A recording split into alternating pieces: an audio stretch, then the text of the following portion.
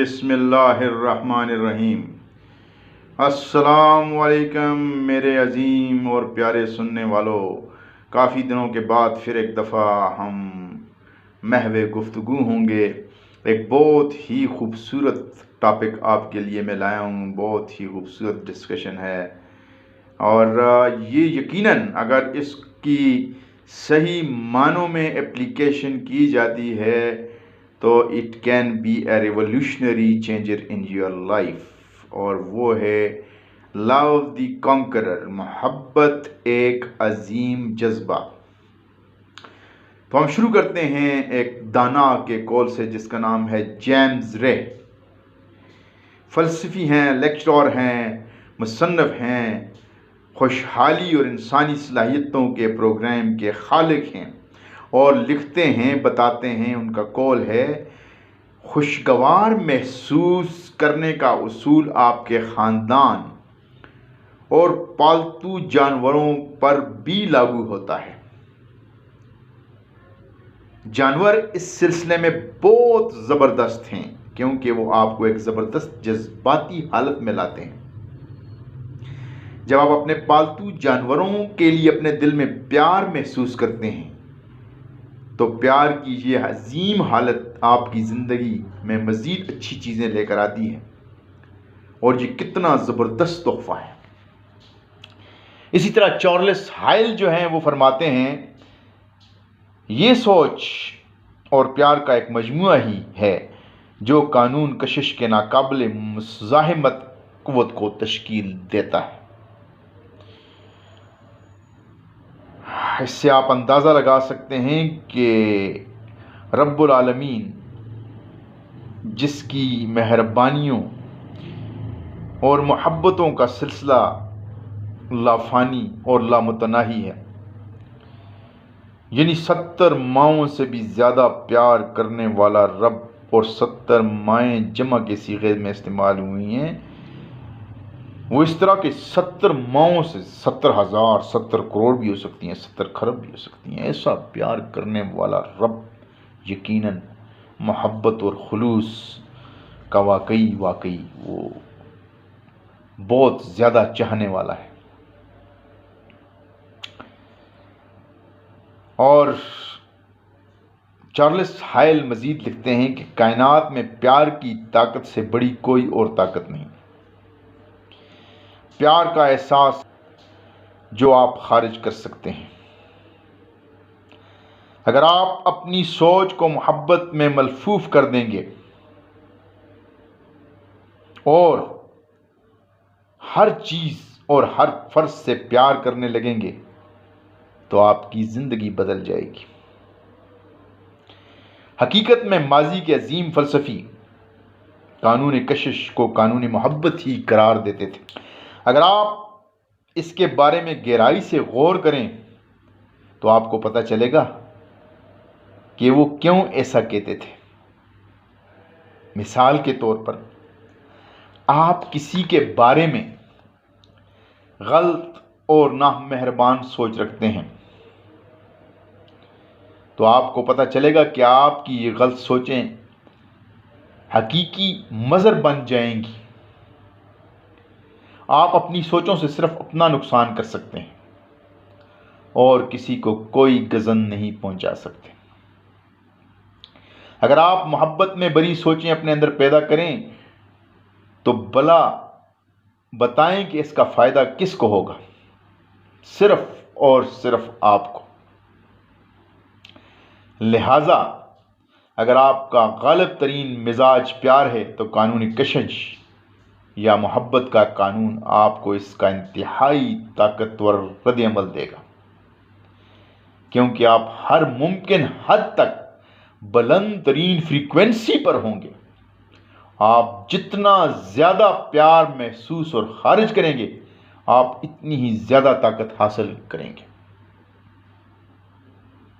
مزید لکھتے ہیں کہ قانون کشش ہی وہ اصول ہے جو سوچوں کو وہ زبردست طاقت دیتا ہے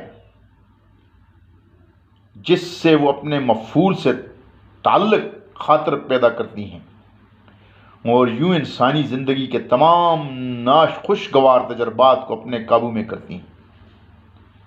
اسی قانون کا دوسرا نام محبت ہے، اور یہ ایک ایسا ابدی اور بنیادی اصول ہے جو ہر چیز، فلسفے کے ہر نظام، ہر مذہب اور ہر سائنس میں پایا جاتا ہے۔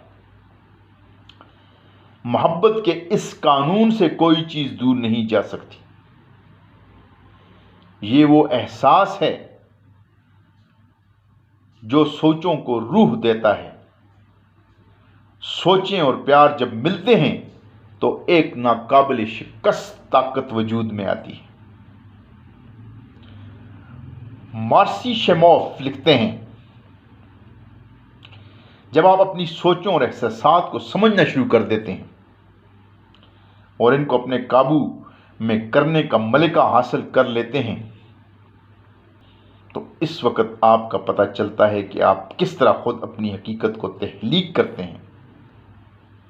یہی جگہ ہے جہاں آپ کو مکمل اختیار ہوتا ہے، اور یہی وہ جگہ ہے جہاں آپ کے پاس آپ کی تمام طاقت ہوتی ہے۔ اسی طرح رب کائنات کی پیدا کی ہوئی اس مخلوق پر اگر غور کریں تو آپ کو رب العالمین کے اس تخلیق پر بڑے عجیب قسم کے احساسات محسوس ہوں گے، اور ان احساسات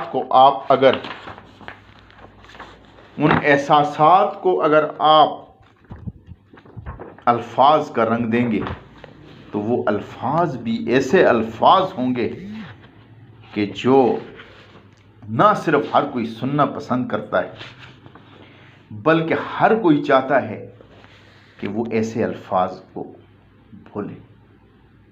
اور محبت کی اس شیرینی کو محسوس کرنے کے لیے رب کی بنائی ہوئی چیزوں پہ ذرا غور کریں تو خود بخود زبان بغیر کسی موٹیویشن کے موٹیویٹ ہو کر کہنا شروع کر دیتی ہے۔ چند اشعار ہیں میرے جو میں آپ سے اس محبت کے ہی سلسلے میں، محبت کے سلسلوں کو، ذوق کے سلسلوں کو جگانے کی ایک صحیح میں ایک کوشش میں آپ کے ساتھ شیئر کرنا پسند کروں گا۔